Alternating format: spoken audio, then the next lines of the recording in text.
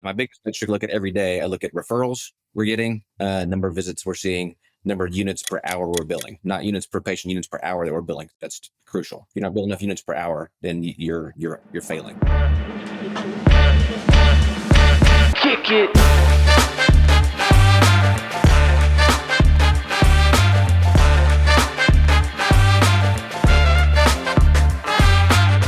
Welcome to Strata Stories. My name is Thomas Schreiber. I'm the Director of Marketing here at StrataPT. StrataPT combines your EMR and billing into one automated system to increase revenue and achieve a 99.99% reimbursement rate for physical, occupational, and speech therapy clinics. On today's episode, Paul Singh, the CEO of StrataPT, sits down with Lance Gross, the owner of GTS Physical Therapy. Lance and Paul explore strategies to get clinicians fully invested in accurate billing training, ethical and legal approaches to correcting underbilling, adapting to local market trends for sustained growth, and lastly, boosting revenue by enhancing patient engagement. If you'd like to learn more about StrataPT and see how our EMR and billing works, head over to stratapt.com to book a demo. Now, without further delay, here's today's episode. So Lance, you and I chatted about 2 weeks ago, 30-minute scheduled call turns into like 90 minutes of riffing on a lot of different topics. One of the topics that was really interesting enough where I was like, hey, can I please get you on the show? You started talking about this idea that, you feel pretty strongly about how certain things need to be done, particularly around billing and the RCM process. And you've got a pretty successful business there in Arkansas. And I said, well, we should talk about this on the show. So let me let you set it up. You were, I wish I'd recorded that phone call, but you were setting this up by saying that a lot of practice owners don't really know enough about billing and RCM and all that stuff. And you have some strong opinions about it. So can you share that real quick? And then we'll kind of dive in. So give me the high level of what you were thinking about that day. And then let's dive in wherever you're comfortable. Okay. So high level, I guess, year and a half ago, somewhere in 2023, I was going through an exercise looking at my team, our staff, their billing practices. And I realized that they were underbilling, like underbilling for their time, billing not enough units for the time they're spent. And I said, well, what's going on here? What's happening? Then I got to talking to several of our clinicians, and I realized they don't really have a knowledge base of the actual rules and regulations of how to properly bill. And so I dove into it more, and I realized my entire staff almost didn't understand the rules and regulations of how you can properly bill and how you maximize your billing. So I did a huge long training, spent several weeks and months developing this, researching, getting them all the actual rules and regulations, and spent about a 4-hour course with all of our team, and did that in the fall or December of 2023. So in 2024, our revenue improved significantly. So we increased our visit $12.66 per visit. So compared to 2023 to 2024, our visit reimbursement increased $12.66 per visit across my whole company, simply from having a 4-hour conversation explaining how proper billing works ethically and legally. Yeah. Okay. So and we got to highlight that here because I appreciate you being willing to share that. Obviously, nobody in their right mind would think this was a bad idea. You put in 4 hours of training, and on the other side of that, you're getting $12 more per visit. That is that's like magic. That's amazing. Just to kind of maybe, obviously, don't give us any details that shouldn't be public, right? And we're going to put in the show notes, we'll put a link to GTS and your company website so that any other practice owner can not only see what business you've built, but also, reach out to you if you're open to that. But I guess based on personal curiosity, there's a lot of different ways I want to go here, but how did the team respond? I mean, you have the clarity of hindsight now where you can see the results. You can see that extra $12 and I'm sure you deployed it in different ways to grow and reward these people. But at the time, I can imagine that the average employee, not just at your company, anywhere, here comes the boss. The boss says, guys, we're retraining. We're doing this thing. How was that? If I was a fly on the wall that day, what was the reception like? Were they excited? Were they kind of rolling their eyes? Yeah. So we had about 80 plus clinicians in the room for this training, and they're all from all over the place. My organization come together, and honestly, the first hour you could just tell they were arms crossed. We're not listening to this. He's coming in here. He's about making money. He's all he's thinking about. Blah blah blah. You know how that goes. After the first hour, when I got into it, actually explain to them, you can see they're starting to perk up a little bit. Light bulbs come on. And then I'd say when we're done, after the whole 4 hours, I would say 90% of them were on board. Like, I understand now more about this billing, and they're on board to go. We had a few holdouts that were old school guys, but And then we've done a few retrainings as the years gone on, where we can watch in Strata and see where these numbers start to drop a little bit, and we just go to a clinic and do one at a luncheon, a little reminder, get things back on track. So that's a conversation we have. I don't know how much you want to go in detail about that. A crucial conversation with each employee. Sometimes pull them aside and just show them their numbers. Like, here's your average compared to everybody else. You're way down here, and they think they're great. See that they don't realize they're doing bad until you show them the Yeah. numbers. Like, oh well, Right. Right. I am kind of falling behind. Well, I personally love learning about those conversations, but I'll probably steer a little bit clear of that because then you run into risks of individual employees feeling like they get singled out, and we don't want that on the show here, of course. But I will say that that what you just said there is so it's full of common sense, but very few practice owners do it. So you talk about clarity and numbers and putting those numbers relative to maybe their peers, relative to your other locations. And that's, at face value, that's so smart. But what's fascinating is most practice owners don't do that. Most practice owners aren't. Maybe I don't know if they're not comfortable having the conversation or they just don't know, but the crucial conversation never happens. It just says it's more like do more, work harder, and that I just want to commend you on that because a lot of people don't do that, even though it's so obvious. Well, I visited quite a few practice owners, and it's not always a knowledge thing. A lot of them have the knowledge, they don't have the time. They're busy shuffling, they're busy seeing patients all day, and they're trying to keep their practice going. And they're the main. A lot of practice owners are the main person there. Like they're Yeah. treating 50, 60 hours a week, documentation. They don't have time to train their staff on billing. They don't have, or even look at it. Look at they don't have to just dive into the metrics. Right. So, obviously only share what you're willing to share. No problem, here. But for anybody that, as they look into you, they're going to find out your practice and all your locations are right now in Arkansas. But the idea you're talking about here, I think, is pretty applicable anywhere in the United States. So, we get a couple 100,000 eyeballs and ears listening to this stuff every month without like giving away any of your like super secrets or anything like that.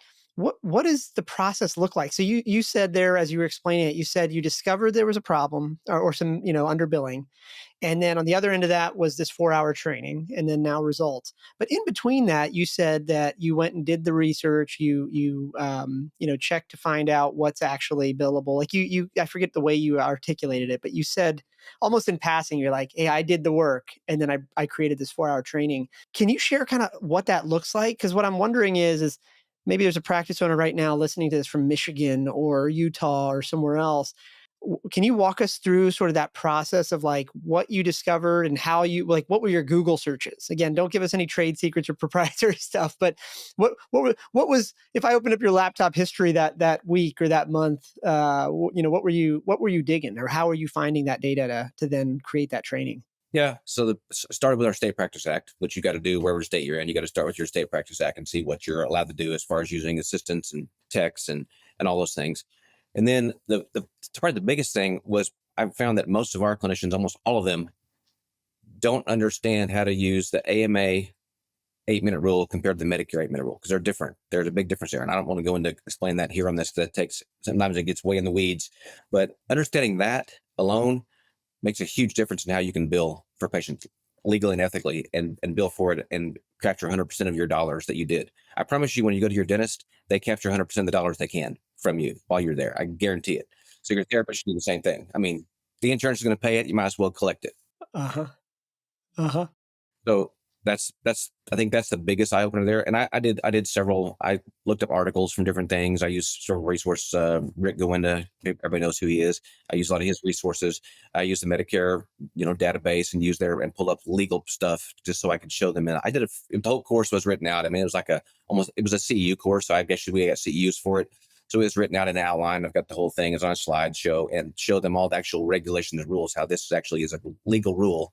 I'm not just making this up. So everything I portrayed to them, I didn't make up myself. I actually researched it and found the data. Yeah. I've been around enough business owners to know, like, over time you get a certain level of confidence, right? Like you like, for example, you strike me as a pretty confident guy. And I think I think from what I know about you, what I've learned about you over the last couple of years, you strike me as a pretty low ego guy. Like you're not afraid to say, I don't know either. Like you kind of, you pointed out something that probably is the elephant in the room. A lot of practice owners are super busy. They just there's not enough time in the day to do all these things. What do you tell a practice owner that's sitting there listening to this saying, "Yeah, Lance, must be nice to be able to like have the time to go do that." Like what that everybody's got a million excuses for why they haven't done that. But what do you say to somebody or to a practice owner that just doesn't think they have the time to do this? Right. So I would say with I mean, physical therapy, everybody knows that we're not killing it. We're not just making millions of dollars. Like our profit margins are so small, so tiny because our reimbursement rates are so little and they're getting cut every year.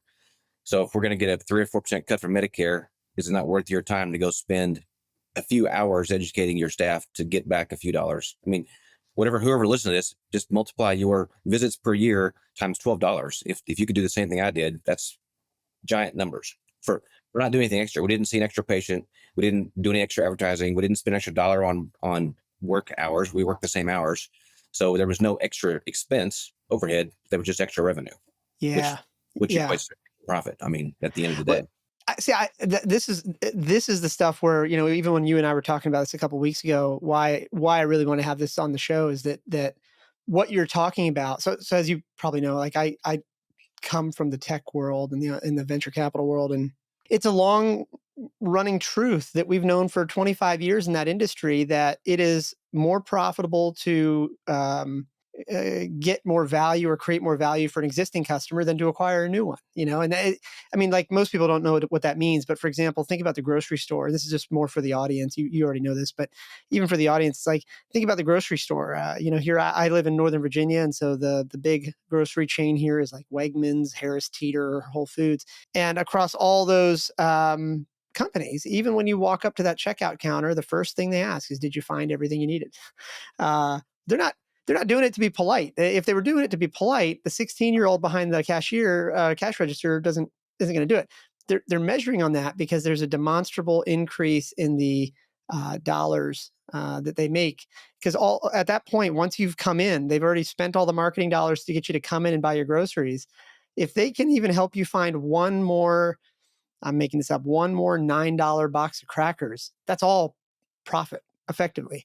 And what you're kind of talking about is directionally the same idea that, you know, um, you've already got the patient. You're spending no additional marketing dollars. There's no more incremental costs on patient acquisition.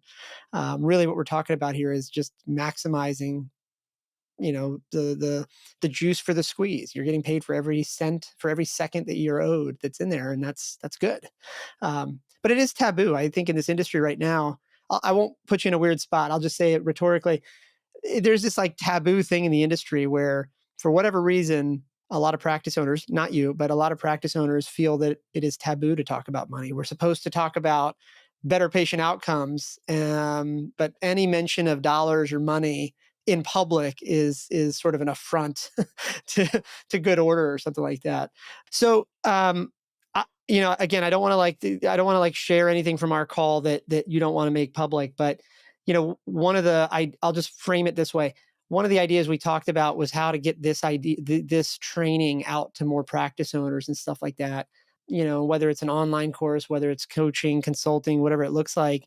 See, I don't know how to articulate this question, but and I'm trying to be careful of like not covering too much in our call that you don't want public. But what's fascinating to me about this industry is that there's very few practice owners like you that I should say very few active practice owners that are also willing to share stuff like this. Most times the consultants that are out there tend to be somebody that sold their practice n number of years ago, and I guess now they're trying to live vicariously through somebody else.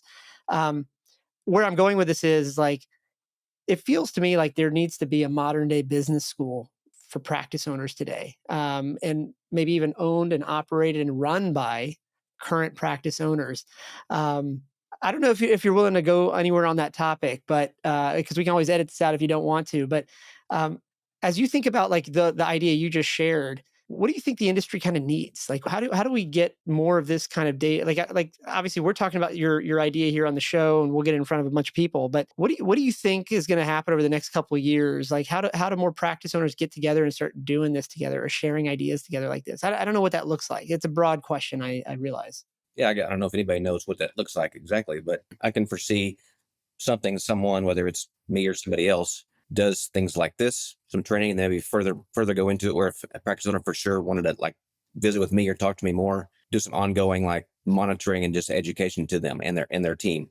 And wi- most of the time when you get education like something like this, you get a 2 hour seminar, you go to a weekend, and they rah you up and teach stuff, and you go home and you don't hear from them again, or you get an email from them. But I've seen more like ongoing, like in the trenches with them at a practice. It has to be somebody doing that, I think, where they're following up month to month, every quarter, every year, what tracking progress, tracking metrics, watching what's happening. So Yeah. that's Yeah. that's how I see that. Yeah. Well, in kind of what see, I don't want to stick a square peg in a round hole here, but what you're sort of talking about. Actually, let me preface this by saying that you're right. Nobody really knows what this looks like, but we're two dudes sitting on the internet, so we can just kind of make some opinions and see where it goes. I think that most industries believe that they are so different than other industries, but in reality, 80% of every industry is kind of the same.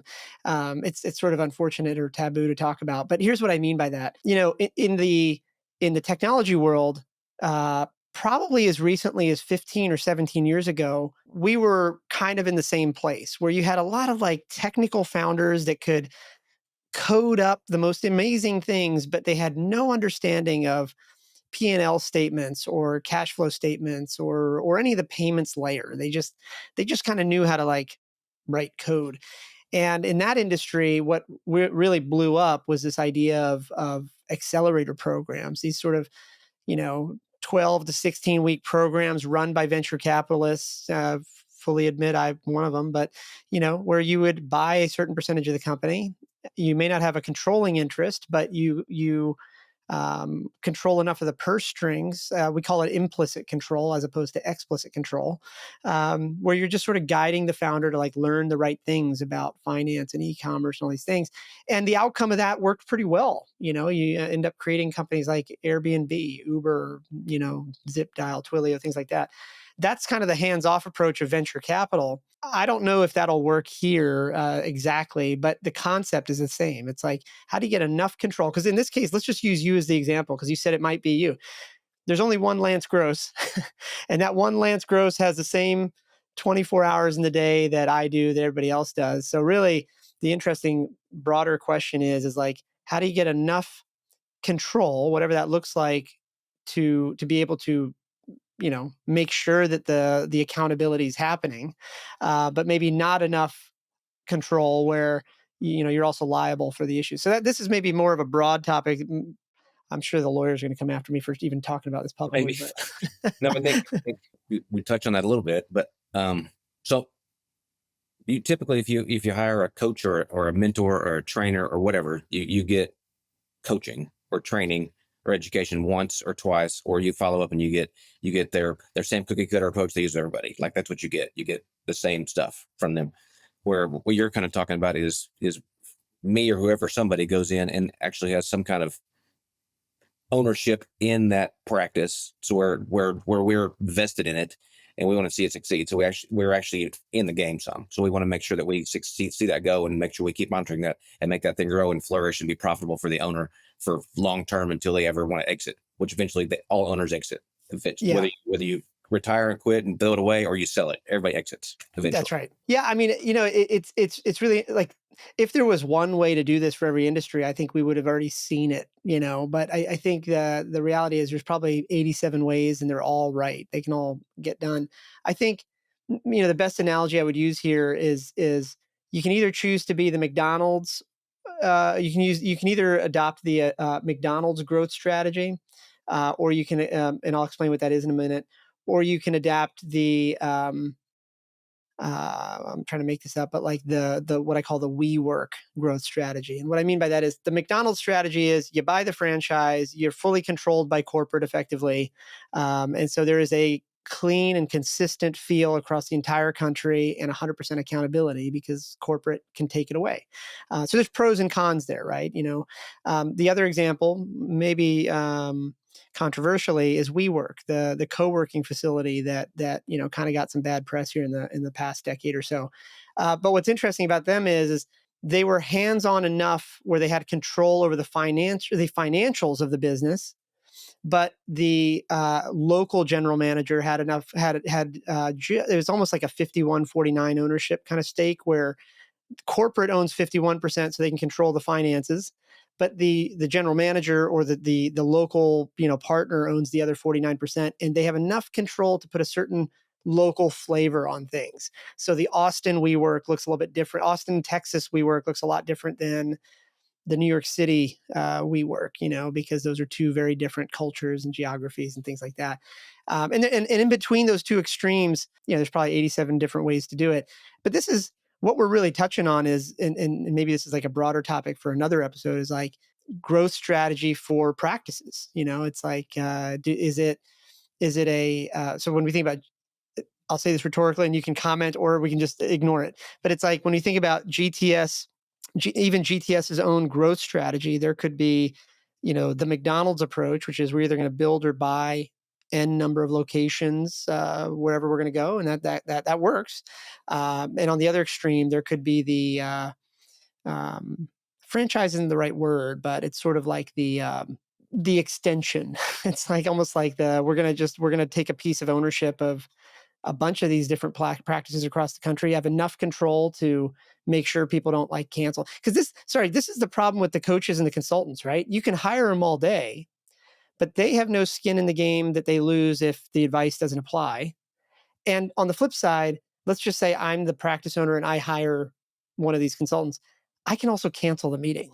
Maybe the kid's sick, maybe there's something else going on. I can cancel the meeting. So there's a million ways those relationships can fall apart. But anyway, I think coming back to, I went off topic there. I'm sorry. Let's go back to, so you talked about this idea of you discovered something, you train the team, an additional $12 per visit shows up. Are there other examples? And you've been running GTS for a while, so it's like that's just one discovery you've probably made in the last year.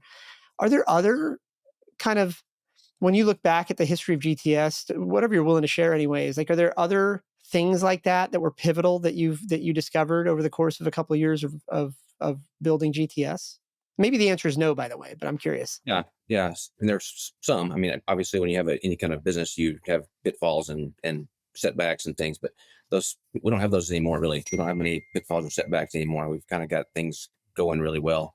Um, as far as like just revenue streams, revenue increasing the $12 per visit. We also educated. We at the same time we turned around and educated on length of plan of care. So that's a big thing to us too. And extending the length of the plan of care, just one or two more visits, because that's same thing. You've already got that patient there. You've already advertised them. You already spent those dollars.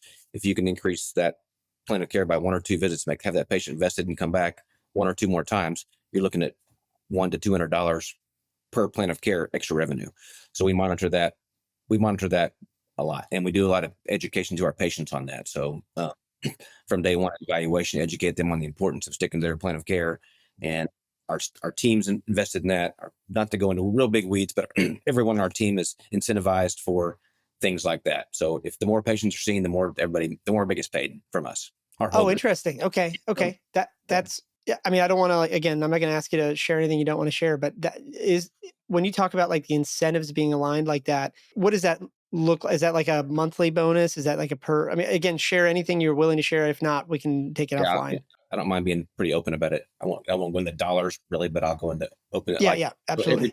Our payrolls every 2 weeks, and everybody from our front desk person to our techs to our therapists get reimbursed more based on the number of visits we saw that week or those 2 weeks. Okay. So the busier we are in the clinic, everybody gets paid more. The less busy you are, they get paid less. And when they're hired on, I tell them that if we're busier and you're working harder, we're going to reimburse you more. And if we're less slow and you're sitting around twiddling your thumbs, playing your phone half the day, we can't pay you as much. So, and they all understand that. And then it motivates everyone to be busier.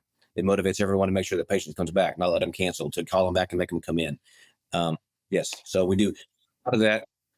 Yes. And we're doing lots of the education training for smiling faces and just leadership. Yeah. Well, and that's what I was going to ask next. Like, what does that look like in terms of, so now you've talked about like the financial side, but what does that look like in terms of the training, to the extent that you're willing to share? Because I feel like I experienced this recently, just on a personal note, I feel like I experienced this recently, and only now do I realize that it must have been what was happening. So here in Northern Virginia, I run a lot, and all that. And anyway, my left knee was bugging me a couple weeks ago, and I went to go see a local PT here. And what was interesting was, when I didn't, the plan of care was like 6 visits or something like that. And in hindsight, there was one day where it was like my fifth visit, and I wasn't thinking about it that way, but I was like, I had to cancel that meeting or that particular session. My daughter was sick or whatever. And I recall, as you're talking to me about this, I recall I got a phone call from the front desk there. I'm sorry, from the clinician that I was supposed to see. It wasn't the front desk, it was the clinician. And he goes, "Hey, Paul, I saw you canceled today. No big deal. Let's get you on the calendar again. What's tomorrow or the next day looking like?" And I hemmed and hawed for a split second. I was like, "Oh yeah, I got all the kids right now. It's like 6 p.m. They're all eating." And I was like, "Oh yeah, yeah. Let me call you back in the morning. I got all the kids for bath time." He's like, "Yeah, you can totally do that." And here's the part I thought was interesting. Now that you say this, he says, "But Paul, just so you know, just know that, like, I know you said in the first meeting or the first visit that you were training for this particular marathon in March. Just know that if we don't finish this plan of care, I can't look you in the eye and tell you that you're actually going to be able to do that." And it was interesting because now in my head, it changes it from when is my schedule free to, wait a second, that is important to me. So, all right, hang on a minute. Let me just pull up my calendar. So what does now that you say this, I'm realizing I just experienced this. What does your training look like, to the extent you're willing to share, So something similar to that. What he did was he did something we train on too. Is you make the very first day, you have the patient identify their goal. Like, what is your goal? I mean, well, obviously get your knee feeling better, but what the goal was to be able to run your marathon. So then he turned around you as your free schedule. He said, "Hey, if you want to run the marathon, you got to finish this plan of care." Right. So we train the same thing at our group, and it works. It works really well because that's the truth. We want the patient to get better, and we want them to complete their plan of care. We want them to run the marathon or whatever their goal was. And as everybody knows that's listening to this, practice owners, therapists alike, patients that don't get outcomes from therapy usually stop coming to therapy. Like they stop too early. You ask anybody that's been at therapy didn't work. How many times did you go? I went twice. Well, you only went 2 times. It's not Right. going to work. So Right. the, Right. the general consensus across the country is that they stop their plan of care early. That's why they had no success. So you got to educate the patient to understand, because everyone today expects a miracle. Like we expect anything instant. You go to therapy once, you're going to fix my back pain today. I'm done. It's not going to work that way. It's going to take whatever 4, 6, 8, 12 weeks, whatever you decide. Anyway. Right. Right. Right. I mean, that's really interesting. The well, actually, now I'm curious. When you guys think about like that training, what sort of frequency of recurrency do you do? Like, is that so, for example, on the sales side of any B2B software company, the sales team is often doing role play and retraining, for currency, I would say, for an hour or two every week. And then depending on individual performance, it might be more than that. Um, at GTS, what does that look like? Is it a training when they first get hired, then the whole team does it together every 6 months? Like, how do you guys structure that training? Yep. So everybody of course gets trained when they're hired, and they usually have a mentor of some sort that works with us, whatever department they're in. Um, and then currently do a company newsletter every 2 weeks, and there's education in that. There's education in that for different topics, whether it's for patient retention or scheduling purposes or whatever it is. We come up with something every couple of weeks. And then our other departments, so our marketing team, they have a once a week meeting, and they do some education in there every week, some refreshers, and I'm usually involved with that too. Then our leaders meeting, which is our clinic managers, we do that a once a week meeting, Zoom meeting, and we do some training there also every week. And Yep. then our back office team, same thing, once a week meeting, and there's some training there. So it's a constant ongoing with every group. There's a constant ongoing thing. And then the clinic managers on their own at each clinic location, it's up to them to educate, pass it on to their team at there. So they manage those team there. We don't manage them at all. Yeah. It's really interesting. I mean, I think it's one of those things where, again, you've been in the trenches and you've built it. So in your mind, you're probably thinking like this is just business as usual. But I imagine that a lot of people listening to this would find this very interesting because they don't really know what the calendar looks like for a successful practice. They just were told that you're supposed to work hard, and it's probably just they don't realize that's table stakes. Like in your case, you're the way you just outline that we do this every week, we do that every quarter, whatever it is. Like the way you outline that is the kind of stuff that I don't think enough people see. We didn't So, start doing all that. You understand? Like it didn't start that way. this right, is this has been right. an evolution. It's still evolving. We're still trying to make it better and better Yeah. all the time. Well, And and so see, like it's like you're reading my little notes here. Like as we're talking about this, you know, you have you obviously have the 2020 hindsight view right now. But what do you read? Like, or where are you learning this stuff? Yeah, for as a practice owner, are you reading books? Is it email newsletters? Is it certain conferences you go to? Like, how are you like kind of maybe upskilling yourself as a practice owner over the past few years? yeah, yeah, I do attend some conferences. Just one series. I go to the Breakthrough. I'm a member of Breakthrough. So a lot of folks are familiar with that. I'd go to those. I pretty much attend those conferences, and then I do some things with a guy named Will Humphreys. A lot of folks know who he is. Do some things with him also, and I kind of just pick up on things they teach and train, and then they recommend books. I listen to books. I don't read books. I listen to books as I'm driving and things. So let's be honest.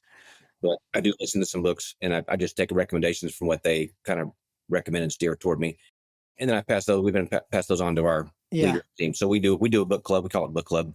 Every Okay. Our meetings every week. Yep. We do a chapter of a book. So at the end of the meeting, we review the chapter we read that week. So that's helping our leaders grow and they're passing it on to their team. So it's pretty unique. It is pretty unique. Yeah. I mean, to the again, to the extent you're willing to share, how like if I was a fly in the wall in your office, um, you know, I don't know how to ask the question. Uh, you know, most technology businesses, including ours, we for example set a plan for a financial plan for every year. Hey, here's our revenue targets. Here's our COGS targets. Like it's the P&L, right? Um, and then we try to perform against that every month, and that's how I kind of like keep everybody aligned. Are you guys? Is that how you guys are structured at this point, or not yet? So as you talk about like how the business has evolved, do you guys think that way at this point, or is that not like relevant in your opinion? You talking about like numbers or financial goals or things like that? Yeah. Like if I was just to randomly pick 5 of the people that directly report to you and say, "Hey, what's the goal for 2025 when we're recording this?" Would they say, "Hey, it's whatever Lance wants," or is it, "Hey, well, we agreed in Q4 of 2024 that this was our target or this is our mission for 2025." Like, again, I'm not trying to like poke holes at you. I'm just kind of curious, like for somebody sitting from the outside, when they think about what good looks like and what great looks like, you know, well, I'm just trying to give them a picture of like what it looks like to run GTS. Yep. So we do a goal setting at the end of the year, like December. We goal set for the next year. All of our leaders come together, our clinic managers, um, and they set goals. Now, just across the board, I'll tell you, most of them set a 20% growth goal for the year, 20% revenue, 20% volume visits, 20% increase in patients. That's kind of what they set. And I I set for the whole group 50%. That's huge. Right. That's So, right. so well, we've actually met that the last like 3 years. So it's crazy. But Yeah, if they all do 20%, like it makes the whole group do 50. So it just because we added a few clinics here. So yeah, it's but that's kind of, and I set goals myself for obviously for revenue dollars. I mean, you have to set those a revenue dollar goal. But my biggest metric look at every day, I look at referrals we're getting, number of visits we're seeing, number of units per hour we're billing, not units per patient, units per hour that we're billing. 'Cause that's crucial. If you're not billing enough units per hour, then you're failing. Are you looking at that at the clinic level or the clinician level or just the group level? Clinic level first. Well, group level, I look at it as on, 'cause I use Strata. So I'll show you, I can look at Yep. the group level and I can break it down per clinic. So here's the group. If we're averaging whatever blank units per hour as a group, I look at clinic and they're averaging a unit less per hour. I'm like, okay, there's a problem here. They're below the average. There's a problem. Then I look into that group. And we usually find a clinician or two that's there that's kind of bringing it down. So we go have a Right. conversation Right. with them at that Yeah. point. Yeah. But I look at that like it's every day. I mean, it's not once a quarter. It's every single day. I look at those numbers. So the Yeah. goals I set for the year: revenue dollars, visit totals, referral totals, unit totals. That's what I look like those 4 metrics. If they're all if they're all going, it all goes good. Absolutely. Yep. Man, this is so good. This is so good. I think what when you think about like what's next for GTS, what's top of mind for you right now? Is it like when you say you're looking at these numbers every day, and we're recording this at the beginning of 2025, right? So like as of right now, you mentioned you're looking at those certain numbers every day. Is your goal more like when I think about your calendar, the CEO of GTS, is where's your mind always wandering to? Is it operational excellence every day? Is it go to market to expand? Like just high level. What's priority number one for you as the CEO these days? Right now, honestly, number one is more employee training and training and education, because we've discovered, when every practice owner, me included, when we first opened, we thought we were going to make the best patient experience possible. We're gonna make the best patient outcomes. We're gonna take care of the patient the best, the patient outcomes. That's all we focused on. Yep. Um, I've come to realize that focusing on my team, our our team, we call them our staff here anyway, all of our employees that work for us, all of our therapists, front office techs, if they're happy at work, if they're happy with what they're doing, it passes on to the patient. Yeah. The patient will be fine. So Yeah. we're focusing more on taking care of our team than we're worried about patient outcomes, because if the team's happy, the patient outcomes are there. I mean, they're going to do a better job as therapists, better job as front desk. The patients are going to have a great experience. We really want our patients to have an experience from the very first phone call we give them until the last day of their discharge. They've got a positive experience all the way through with everybody they meet in our group, and we're seeing that, and that's probably been our biggest leap the last couple of years. We've seen it's been Right. so. Right. That's neat. Thanks for listening to another episode of Strata Stories. StrataPT combines your EMR and billing into one automated system to increase revenue and achieve a 99.99% reimbursement rate for physical, occupational, and speech therapy clinics. If you'd like to learn more about StrataPT and see how our EMR and billing services work, head over to stratapt.com to book a demo.